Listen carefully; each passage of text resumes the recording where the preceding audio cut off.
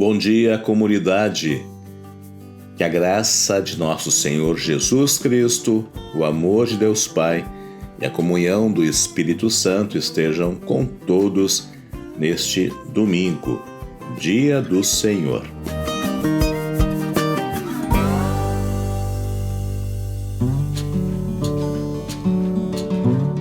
As leituras bíblicas neste terceiro domingo após Epifania nos fazem lembrar que, quando Deus chama pessoas para trabalhar no seu reino, na igreja, primeiro Ele convoca, depois Ele qualifica e capacita.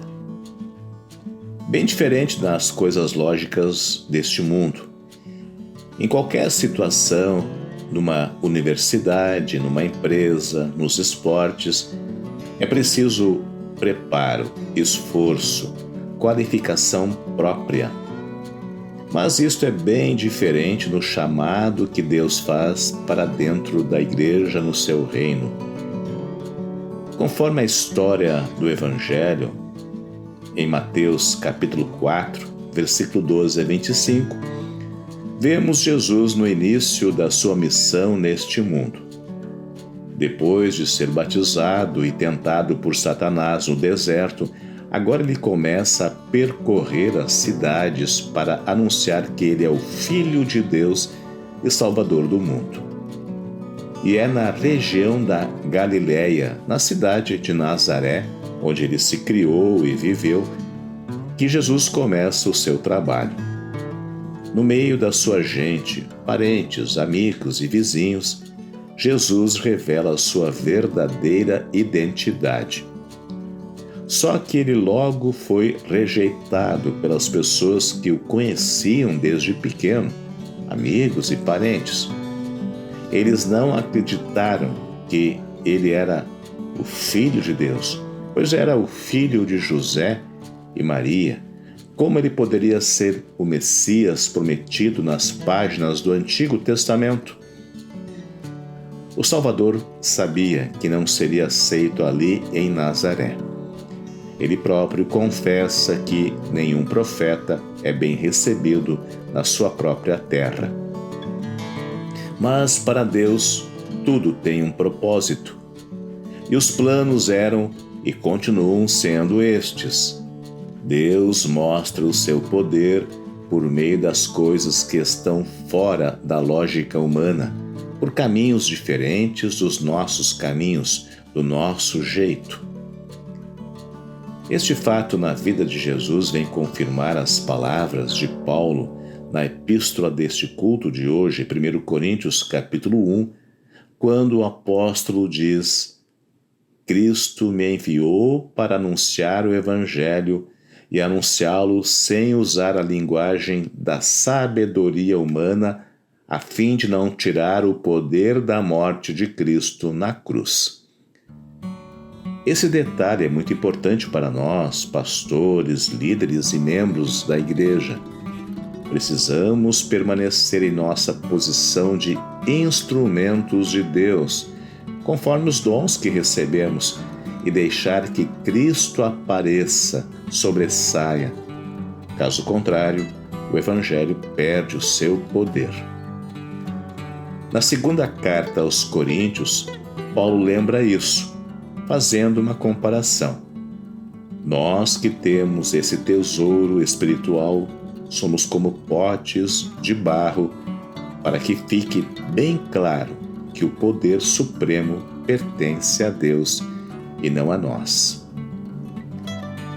Acreditar no poder da palavra de Deus e não naquilo que se vê nas aparências, isto sem dúvida é o grande desafio que todos nós enfrentamos.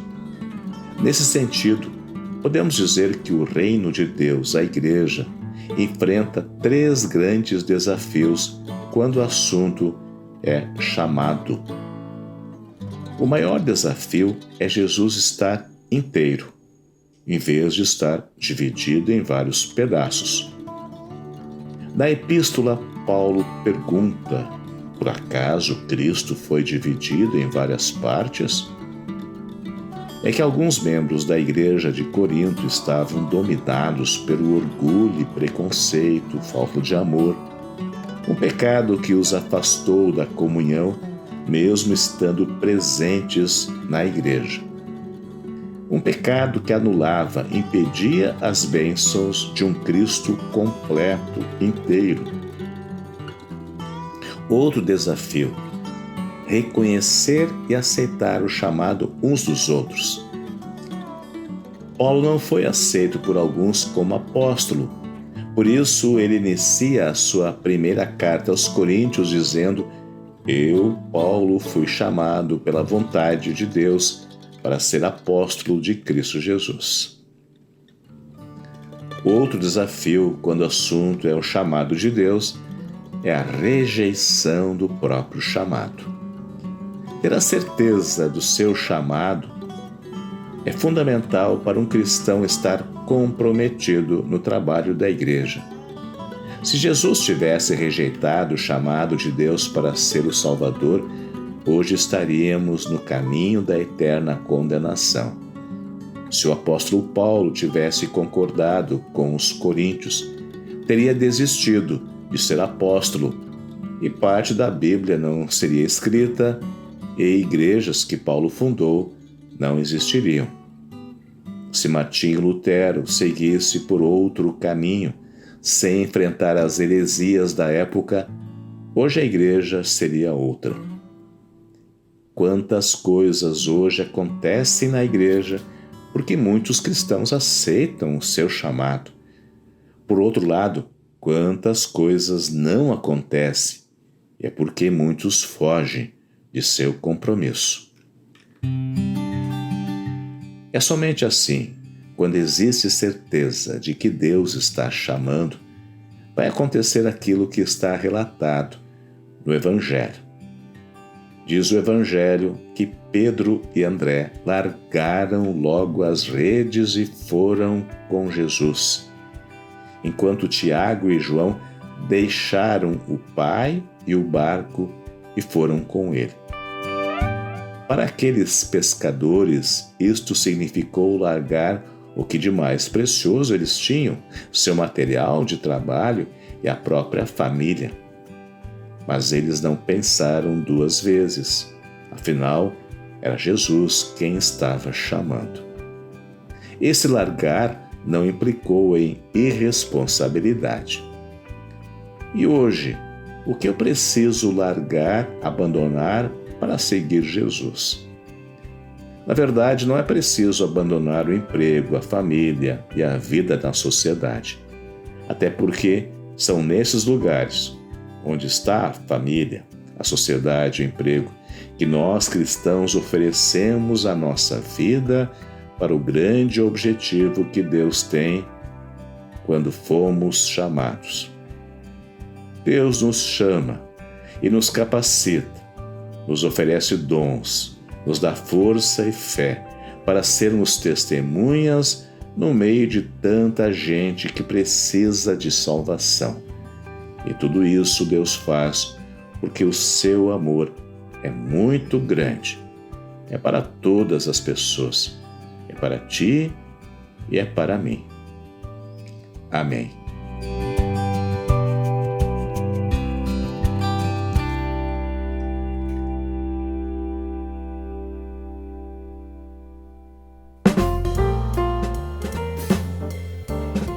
Nesse dia 22 de janeiro, celebram o seu aniversário César Henrique da Silva, John Ramon de Lima Kohlrausch, Jaqueline Glazenap Gagliardi, Benjamin Leonard Tim, Sandra Margarete Engelke, Carlos Henrique Schwarzhaupt e Roseli Glazenap. Deixa as palavras do Salmo 23, versículo 6. Certamente a tua bondade e o teu amor ficarão comigo enquanto eu viver. E na tua casa, ó Senhor, morarei todos os dias da minha vida.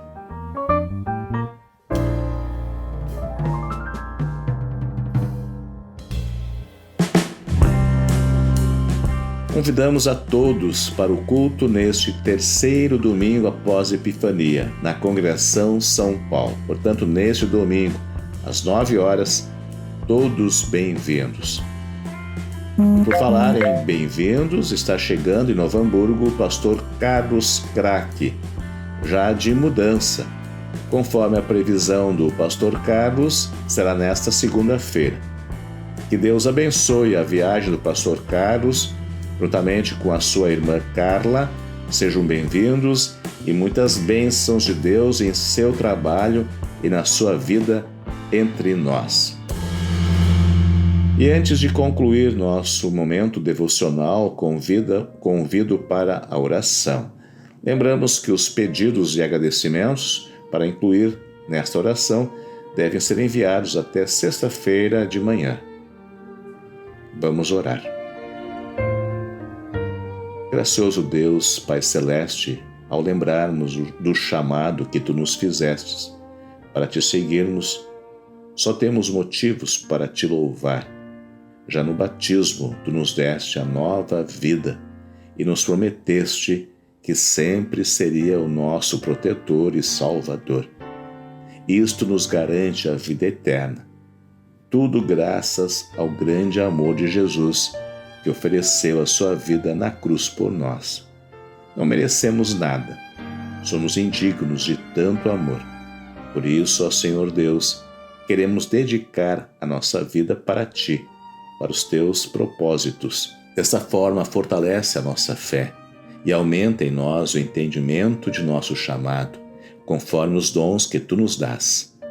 Não permitas que o diabo, o mundo e as nossas fraquezas nos afastem da Tua santa vontade. Ao contrário, fortalecidos em Tua palavra, dá-nos em rica medida o poder do Santo Espírito para sermos Tuas testemunhas, cheios de amor e ousadia. Assim te pedimos, abençoa a nossa vida, tanto dentro da igreja e também no mundo, na sociedade, na família.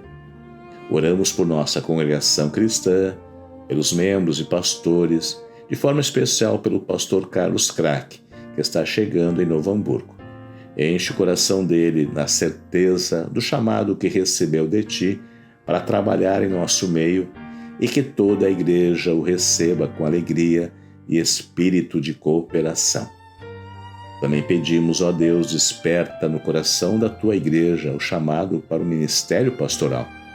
Não permitas que faltem pastores no trabalho da Tua igreja. Ao contrário, que jovens se sintam chamados para entrar no seminário a fim de cursar teologia e assim que possam usar a sua vida para o serviço pastoral. Também aqui incluímos toda a nossa igreja, a IELB, com seus membros e pastores, a diretoria nacional. Oramos pelos cristãos do mundo todo, para que a Tua igreja possa levar o Evangelho em todos os lugares. Oramos pelas pessoas enfermas, enlutadas, que passam por dificuldades das mais diversas. E também Te louvamos por aqueles que lembram mais um ano de vida e por todas as bênçãos em nossa vida. Com alegria, lembramos o aniversário de casamento da Giara e do Silvio Fleck, que celebram nesse dia 22 de janeiro, 18 anos de matrimônio. Permaneça com a Tua graça sobre este querido casal, a Giara e o Silvio. Estenda a Tua bênção sobre a filha Amanda e todos os demais familiares. Ó Senhor bondoso, nossa oração é feita com fé e confiança nas Tuas promessas, de que Tu nos ouves através de Jesus e nos atendes segundo a Tua graça e sabedoria. Dá-nos a Tua bênção, agora e sempre, em nome do nosso amado Salvador. Amém.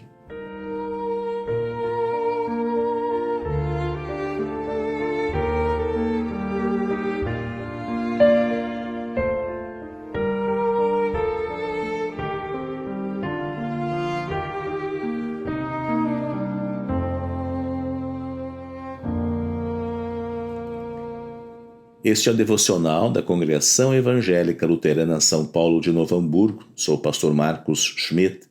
Na parte técnica da edição, Gabriel Garski. E desejo a você um abençoado dia, na paz do Deus Triuno, Pai, Filho e Espírito Santo. Amém.